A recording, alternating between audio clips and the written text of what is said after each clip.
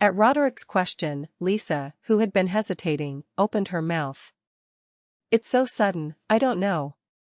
But if he wants Laura to stay at the mansion, that's fine with me. Lisa finished her answer in a nervous voice. She looked completely stunned. Isla gently stroked Lisa's back. He felt unbearably guilty, as if he had done something to Lisa that he shouldn't have done because of his own plan. Lisa says it too, Laura. From now on, you will stay in the attic and take care of the mansion's chores. Still, will you stay in this mansion? Yes, yes. Of course. I'm so sorry, I'm so sorry. Laura nodded in response to Roderick's words. The penthouse was much better than being dragged before the authorities for questioning or thrown out of the mansion. Of course, that doesn't mean there weren't any complaints. While you help me, let me help you a little more. Laura lay deep in thought on the creaking bed in the attic. Although Isla's help had saved her from being evicted from the mansion, she felt no gratitude.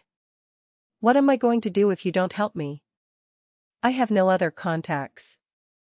Laura grumbled and fell asleep. Starting tomorrow, he would have to wake up at dawn and do all the dirty work.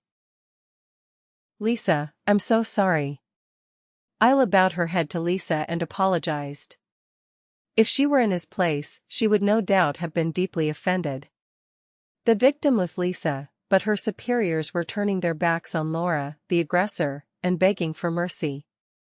But Lisa didn't seem to think the same, and instead comforted her with an embarrassed expression. You don't have to apologize, miss. And I hope you don't think it's your fault. It's not your fault, Laura harbored bad intentions. He has been very kind to Laura. When he pretended to side with Laura, it seemed like he was upset that he had said, "It was my fault for not doing Laura any good to make her feel that way." At Lisa's words, Isla's heart saddened. Lisa, such a kind person, would take Laura's side, even lying to her and tormenting her. No matter how justified it was. After thinking about it for a while, Isla decided to be honest with Lisa. That wasn't true. I said it because I had to leave Laura at the mansion, but honestly, I would prefer that she receive a greater punishment. Ah, I see. I said it because I thought he felt guilty for no reason, but I'm glad he said no. Lisa smiled widely, as if relieved. It would be easy to blame Isla in this situation, but she didn't seem to feel that way at all. Don't you hate Laura? If she had succeeded, you could have been branded a traitor and expelled. That was really the case. Isla returned to the past and the incident was undone, but Laura once framed Lisa for the crime and sent her back to her hometown. At first, no one believed that good Lisa had done such a thing, but as Laura and some of the servants continued to say how poor Baron Herzig was, public opinion gradually changed. Everyone was prejudiced against her because she came from a poor family. That's how it is. Maybe they didn't believe me. My family is poor. Lisa, who I had always considered simply nice, was surprisingly well versed in reality. I already knew how scary stereotypes can be. And, of course, I hate him. I am not understanding enough to understand and forgive those who hold a grudge against me. At Lisa's lonely face, Isla squeezed her hand tightly and opened her mouth, waiting for her to convey her true feelings. I would have believed you, Lisa. Thank you, miss. I also think he trusted me. That only comforts me. So please don't feel sorry for me. I don't know what your circumstances are, miss, but I want you to do what you want. When Lisa finally smiled brightly, Isla imitated her and smiled shyly. Lisa, you are such a sweet conversationalist. Is it an innate talent? Talking to you always makes me feel good. Isla spoke with genuine envy. Perhaps he lacked the gift of eloquence, since he could only make cold and biting comments. Oh, now that you say it, miss, I must try harder. To make her happier, to say more kind words to her. Lisa beamed, as if Isla's compliment genuinely pleased her. At that smile, Isla's heavy heart seemed to lighten like a feather. "What did you just say?" Capella asked, his eyes red as if he couldn't believe what he was hearing. "I heard that Laura was fired from her position as the princess's maid and put in charge of the household chores, sister-in-law." Cloud spoke again in a calm voice. He had just returned from sharing the news with Byron. Naturally, his master was furious. He was furious, wondering how he had managed his niece's guard so badly that they would fire her for not properly performing such a simple task. This time it was clearly Laura's fault, so Cloud couldn't make excuses and had to endure all of Byron's wrath. "How did that happen?" "They say she tried to frame another of the princess's maids for theft, but they were caught. It could have gotten worse, but fortunately, thanks to the girls' pleas to the Duke and Duchess, it was resolved with a disciplinary sanction." Within the mansion, Cloud sighed deeply. Seeing the note he had sent her, he saw no regret for his mistake. He said he had no choice but to do so because Baron Hersig's daughter was still very close to Isla. "I hope it's not a conspiracy hatched by someone. Maybe that girl, or maybe the Duke and Duchess, know Laura's true identity," Capella asked, as if her daughter couldn't have made such a stupid mistake. "It was a kind of escapism. In the letter he sent me, he confessed to the crime. He said he did it to get rid of the Hersig family's daughter, who was interfering with his work." "Stupid.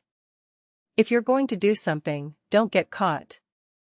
Capella gritted his teeth in anger and raised his voice. It was exactly what Byron had said before. "She's your daughter. Aren't you being too harsh? I guess you still have the courage to defend her because she's your niece, Cloud. I thought you only cared about that woman." He huffed and grumbled. He wasn't amused by Cloud's attention to Isla. Cloud kept his mouth shut. Arguing with Capella, who was already losing his temper over the news of his daughter, would only result in a useless argument. Capella, who had been staring at Cloud for a moment, soon opened his mouth in a slightly calmer voice. "And what about other things?" "Get weapons from the arms dealer." It was time to start preparing for the move, so that when the doors of the Duke's mansion were flung open, they could move immediately. And the first step was to buy weapons.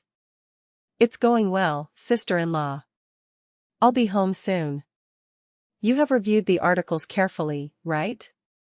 Even if it is a surprise attack, dealing with the Wychefen Knights." "Yes, of course it is top quality. My lord has personally verified it, so don't worry." Cloud interrupted Capella's complaints and responded. He didn't want to provoke her, but if he let it go, the private conversation would drag on.